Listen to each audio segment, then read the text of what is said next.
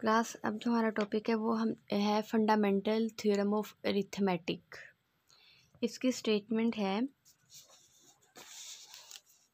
Every positive integer can be expressed as a product of primes.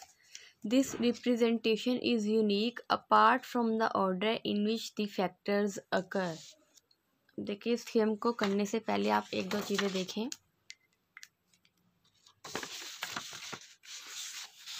एक ये point है कि every composite number can be written as a product of primes. मैं आपको दिखाती हूँ, ये देखिए, ये पॉइंट है every composite number can be written as a product of primes. इसका मतलब क्या है कि हमारे पास कोई भी एक कंपोजिट नंबर होगा, ठीक है। कंपोजिट नंबर जैसे कि हमने 6 ले लिया है, उसको हम हमेशा प्रोडक्ट ऑफ प्राइम्स की फॉर्म में लिखेंगे या लिख सकते हैं 2 × 3। ये भी प्राइम है, ये भी प्राइम है, ठीक है। 2 3 6 मीन्स कि इस कंपोजिट नंबर को हमने दो प्राइम्स के प्रोडक्ट की फॉर्म में लिख दिया। इसी तरह हमारे पास एक नंबर आ जाता है 12, इसको हमने प्राइम्स के प्रोडक्ट की फॉर्म में लिखना है। वैसे तो हम 6 2 लिख सकते हैं 12, लेकिन 6 यहाँ पे प्राइम नहीं है तो इसको हम ऐसे नहीं लिखेंगे। देखिए, ये 12 है, ठीक है। 2 6 12, 2 3 6 और 3 1 3। इसके फैक्टर्स आ गए, मीन्स के 12 इक्वल्स टू 2 × 2 × 3, ये आ गया। तो ये आ गई बात कि every composite number can be written as a product of primes, ठीक है। इसको हम प्राइम्स के प्रोडक्ट की फॉर्म में लिखेंगे, कोई भी जो हो कंपोजिट नंबर। और सेकंड चीज़ ये है कि इनकी जो रिप्रेजेंटेशन है ना वो यूनिक होगी। इन प्राइम्स की रिप्रेजेंटेशन यूनिक होगी। क्या मतलब है, जैसे अगर यहाँ पे 2 है ना, तो यहाँ पे 2 के अलावा और कोई नंबर नहीं आ सकता। जैसे अगर मैं कह दूँ यहाँ पे 3 आ जाए, तो ऐसा पॉसिबल ही नहीं है, ये यूनिक है। 2 के अलावा और कोई ऐसा नंबर यहाँ पे नहीं आ सकता जो कि 12 को सेटिस्फाई करे, ठीक है। यहाँ अगर हम कह दें अगर हम इसको चेंज करेंगे तो हमें ये भी चेंज करना पड़ेगा, ऐसा पॉसिबल नहीं है, ठीक है। जैसे मैंने यहाँ पे अगर 4 कह दिया, ये तो फिर 12 नहीं बनेगा, ठीक है। इसलिए हमने कह दिया कि इनकी जो रिप्रेजेंटेशन इन प्राइम्स की वो यूनिक है।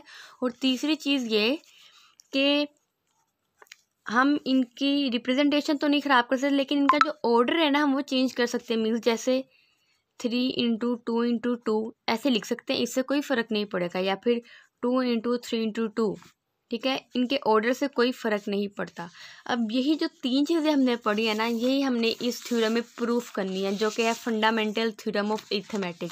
यही 3 पॉइंट्स हमने इस थ्योरम में प्रूफ करनी है, ठीक है। एवरी पॉजिटिव इंटीजर, यहाँ पे एक स्टेटमेंट में हम ये भी लिख सकते हैं every composite number can be expressed as a product of primes. This representation is unique apart from the order in which the factors occur. Means के ऑर्डर इतना मैटर नहीं करता, ओके। हम और एक और चीज़, अगर हमारे पास ये कोई प्राइम नंबर आ जाता है 2, तो इसको हम कैसे प्रोडक्ट की फॉर्म में लिखेंगे? 2 ही लिखेंगे। 2 = 2 ही होगा, क्योंकि 2 भी प्राइम है। इसको हम प्रोडक्ट की फॉर्म में लिखेंगे तो सिंपल 2 ही आएगा। तो इसका हम प्रूफ स्टार्ट करते हैं। हमने स्टार्ट किया, let n is greater than 1 be an integer, ठीक है। कि n जो है हमने पहले कह दिया ग्रेटर देन 1 है, be an integer. If n is prime we are done. तो वही बात कि n अगर प्राइम है तो जाहिर बात है इसका जो प्रोडक्ट है वो तो सिंपली प्राइम ही होगा। जैसे n प्राइम है, इसको हमने प्रोडक्ट के फॉर्म में लिख दिया सिंपली, ये तो बात यहीं पे ख़त्म होगी। लेकिन अगर n प्राइम नहीं है, suppose n is not a prime, ठीक है, क्योंकि हमने कंपोजिट नंबर्स की बात करनी है ना यहाँ पे। ये हमने यहाँ पे कह दिया अगर n प्राइम है तो बात तो सिंपली ट्रू है कि वो हम उसको सिंपली प्राइम के फॉर्म में लिख दिया। लेकिन अगर जो n है वो प्राइम नहीं है, then n is divisible by a prime से p1। मतलब कि अगर n कंपोजिट नंबर है तो वो डिविजिबल होगा p1 से, जो कि प्राइम नंबर होगा। सपोज n जो है वो प्राइम नंबर कंपोजिट नंबर है, तो उसको हम प्राइम्स के प्रोडक्ट के फॉर्म में लिख सकते हैं ना, p1, और साथ में हम यहाँ पे ले लिया है n1। मतलब जो p1 है एक प्राइम है, जो कि हमने यहाँ पे कह दिया है कि कंपोजिट नंबर को हम प्राइम्स के प्रोडक्ट के फॉर्म में लिखेंगे। तो हमने यही बात यहाँ पे कह दी, then n is divisible by a prime से p1, ठीक है। अगर ये कंपोजिट नंबर है तो ये डिविजिबल होगा एक प्राइम नंबर था, जो कि हमने कह दिया p1। यहाँ पे हमने लिख दिया it implies n equals n1 p1, ठीक है। n एक कंपोजिट नंबर है, n1 और p1 क्या है, ये प्राइम नंबर्स है। फॉर सम इंटीजर n1 कोई भी हमारे पास इंटीजर आ गया।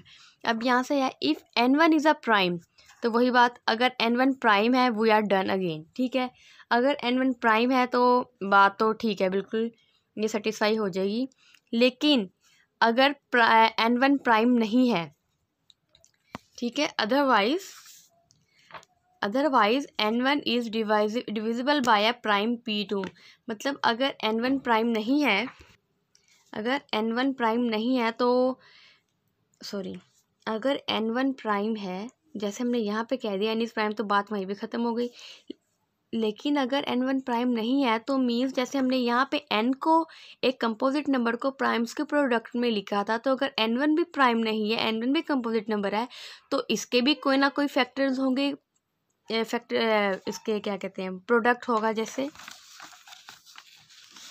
देखिए, जैसे एग्जांपल है 12 था ना, कंपोजिट नंबर था, इसको हमने दो प्रोडक्ट की फॉर्म में लिख दिया। जैसे हमने इसको n कह दिया, इसको हमने n1 कह दिया, इसको p कह दिया। हमने ये बोला था ना कि अगर n कंपोजिट नंबर है तो p1 जो है वो इसका प्राइम है, इसका प्राइम फैक्टर है। n1 हमने कोई भी साथ इंटीजर ले लिया। अब हमने n1 की बात करनी है कि अगर n1 तो प्राइम है तो इट्स ओके, मतलब कि इसका कोई भी और डिवाइज़र नहीं होगा। लेकिन अगर n1 जैसे यहाँ पे है प्राइम नहीं है, अगर ऐसी कंडीशन आ जाए n1 प्राइम नहीं है, तो इसको भी सेम n की तरह और इसके डिवाइज़र्स होंगे।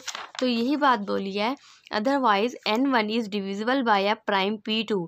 जैसे यहाँ पे n क्या कहते हैं, प्राइम नहीं था, तो इसका एक डिवाइज़र आ गया p1। तो यहाँ पे भी अगर n1 भी प्राइम नहीं है, तो इसका एक और डिवाइज़र आ गया p2। तो हमने n1 को इक्वल लिख दिया n2 p2 की, और यहाँ पे जब हमने n1 पुट किया तो हमारे पास ये फॉर्म आ गई n equals n2 p2 p1। और दोबारा से अब हम n2 की बात करेंगे, p1 भी प्राइम है, p2 भी प्राइम है। अब हमने कहना है कि n2 प्राइम है कि नहीं। If n2 is a prime we are done. वही बात, अगर n2 प्राइम है तो सारी बात इसके और डिवाइजर्स नहीं होंगे। लेकिन अगर n2 प्राइम नहीं है तो इसी तरह जैसे हमने पिछले प्रोसेस में किया है, तो n2 अगर प्राइम नहीं है तो सारी बात है इसके और डिवाइजर्स होंगे आगे। Then we continue this process, इसी प्रोसेस को जब हम कंटिन्यू करते रहे, अगर n2 के और डिवाइजर्स आ गए हैं तो उसको हम लिख देंगे n2 equals to n3 p3। और यहाँ पे जब हमने पुट की n2 की वैल्यू तो ये आ गई। इसी तरह जब हम करते रहेंगे इस प्रोसेस को, since a given integer can have only a finite number of divisors in a finite number of steps.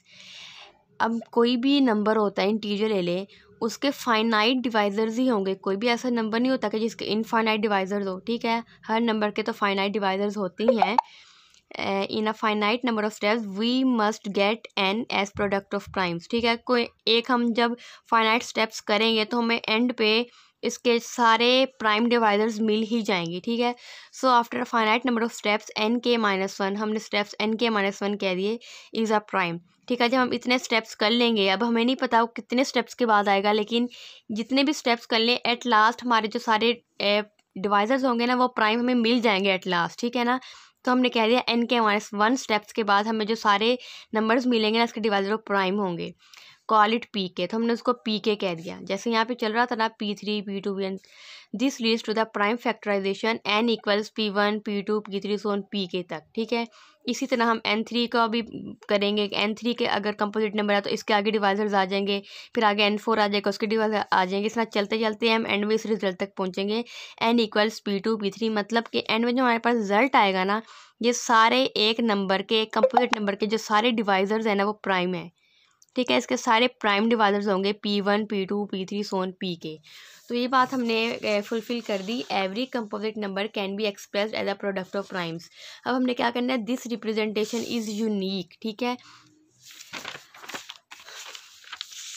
अब हम कहेंगे to establish the second part of proof the uniqueness of the prime factorization. अब हमने इसकी uniqueness find करनी है। Let us suppose that n can be represented as product of primes in two ways। अब हमने पहले ये तो साबित कर दिया कि n को हम प्राइम्स के प्रोडक्ट की फॉर्म में लिख सकते हैं। अब हमने सपोज कर लिया कि n को हम दो तरह के प्राइम नंबर्स के प्रोडक्ट में लिख सकते हैं। मींस एक n ऐसा आ गया जिसके सारे प्राइम नंबर्स आ गए p1 p2 p3 सोन pr तक आ गए, ठीक है। ये सारे एक n है, ये सारे इसके प्राइम डिवाइजर्स हैं। और हमने n को क्या कह दिया, Q1 Q2 सोन QR QS, ये भी सारे इसके प्राइम डिवाइजर्स ही हैं, ठीक है। Q1 Q2 ये भी प्राइम डिवाइजर्स हैं। यहाँ पे लिख दिया PI एंड QI प्राइम्स, ठीक है। ये भी इसके प्राइम डिवाइजर्स हैं और ये भी इसके प्राइम डिवाइजर्स हैं। यहाँ पे हम कह रहे हैं कि ये डिफरेंट है, ये कोई और प्राइम डिवाइजर्स है और ये कोई और प्राइम डिवाइजर्स है।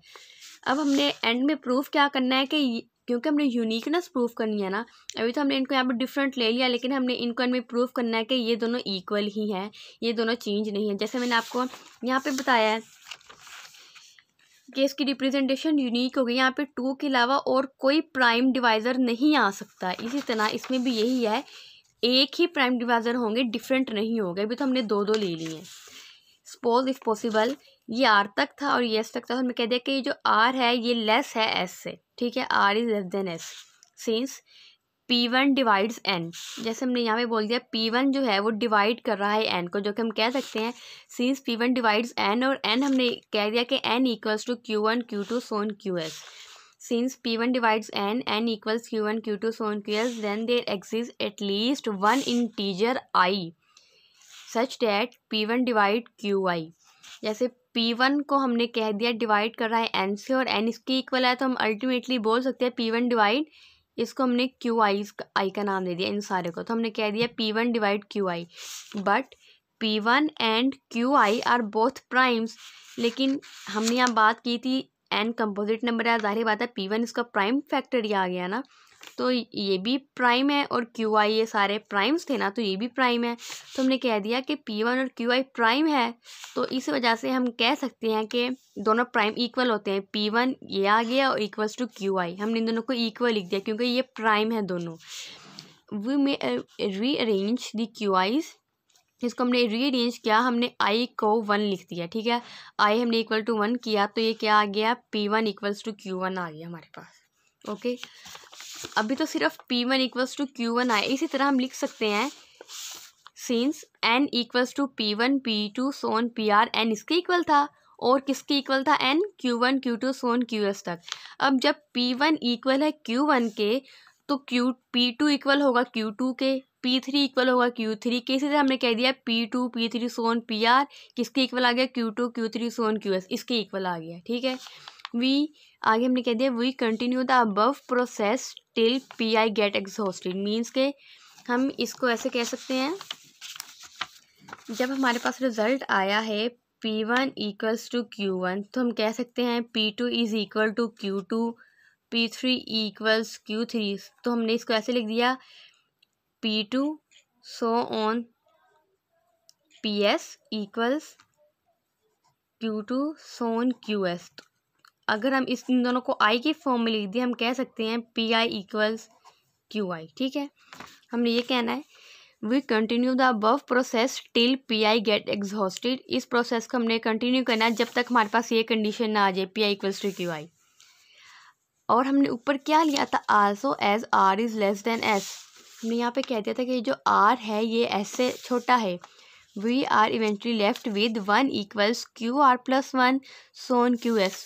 अब देखें N को हमने इक्वल लिया था P1 P2 सो ऑन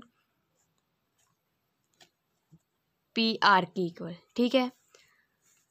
और N को हमने इक्वल लिया था Q1 Q2 सोन QS के इक्वल। ये R है और ये S है। हमने कहा था R जो है इससे लेस है, तो मीन्स के हमने कह दिया 1 जो है R तक छोड़ दिया, R से हमने आगे स्टार्ट किया Q R प्लस 1, यहाँ R तक ख़त्म हो गया, हमने R से आगे स्टार्ट किया R प्लस 1, इनको हमने R plus 1 R plus 2 so on, यहाँ S तक हमने इसको नाम दे दिया।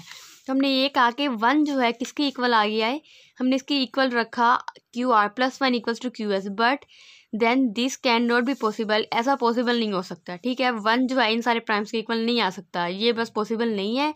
Hence R can not be less than S, ऐसा पॉसिबल नहीं है, तो मतलब R इससे लेस नहीं हो सकता। इसी तरह R इससे ग्रेटर भी नहीं हो सकता। अगर R इससे लेस भी नहीं हो सकता, R इससे ग्रेटर भी नहीं हो सकता, तो मीन्स R इसके इक्वल है। Hence R is equal to S for all and for all i's PI is equal to QI। तो ये प्रूफ होगी इसकी यूनिकनेस।